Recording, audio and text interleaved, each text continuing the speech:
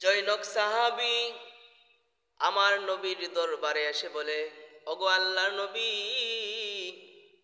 আমি সাহাবী এতটাই গরিব, আমার ফ্যামিলির মধ্যে কোনো শান্তি নাই, অশান্তি নিয়া ফ্যামিলি চালাই, ঘরের মধ্যে কোনো বরকত নাই, কোনো আয় উন্নতি নাই।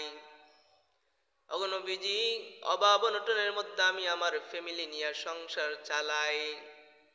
ইয়া রাসূলুল্লাহ, ইয়া হাবিবাল্লাহ, কি করলে আমার ঘরের মধ্যে শান্তি আসবে, রহমত আসবে, টাকা পয়সা ভরপুর হবে?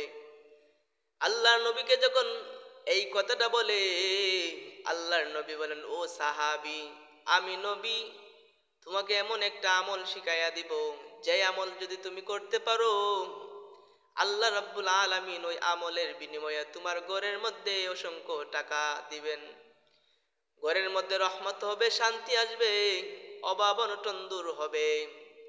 সাহাবী বলেন, ইয়া রাসূলুল্লাহ, ইয়া হাবিবাল্লাহ, আপনি জানায়া দেন কোন আমল করলে আমি আমার অভাব অনটন দূর হবে, সংসার শান্তি হবে, টাকা পয়সার মধ্যে রহমত বরকত আসবে। আল্লাহর নবী বলেন, ও সাহাবী শুনো, তুমি যদি সূরাতুল ইখলাস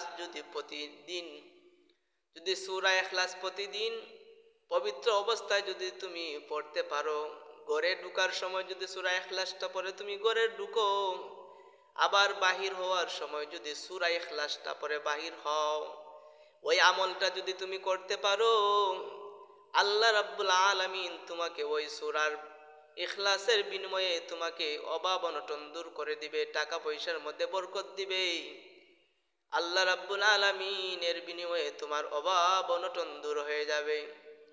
সাহাবী আল্লাহর নবীর কথা শুনে শুনে যখন সূরা ইখলাসটা আমল করতে লাগলো, এক পর্যায়ে সাহাবী গরিব থেকে ধনী হয়ে গেল।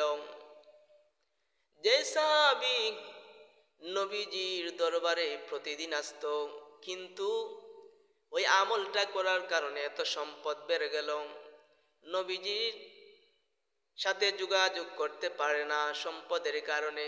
হঠাৎ একদিন নবীজির সঙ্গে দেখা, আমার নবী বলেন, ও সাহাবী,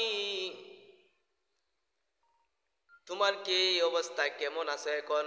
সাহাবী ডাক দেও, কয়, ইয়া রাসূলুল্লাহ, ইয়া হাবিবাল্লাহ, ওগো আল্লাহর নবী, আপনি যে আমলটা দিয়েছিলেন, ওই আমলটা করার ফলে আল্লাহ রাব্বুল আলামিন আমাকে এত সম্পদ বানাইছেন যে আমি একবেলা খাইলে দুই বেলা খাইতে পারতাম না, অভাব অনটনের দিন যাইতো।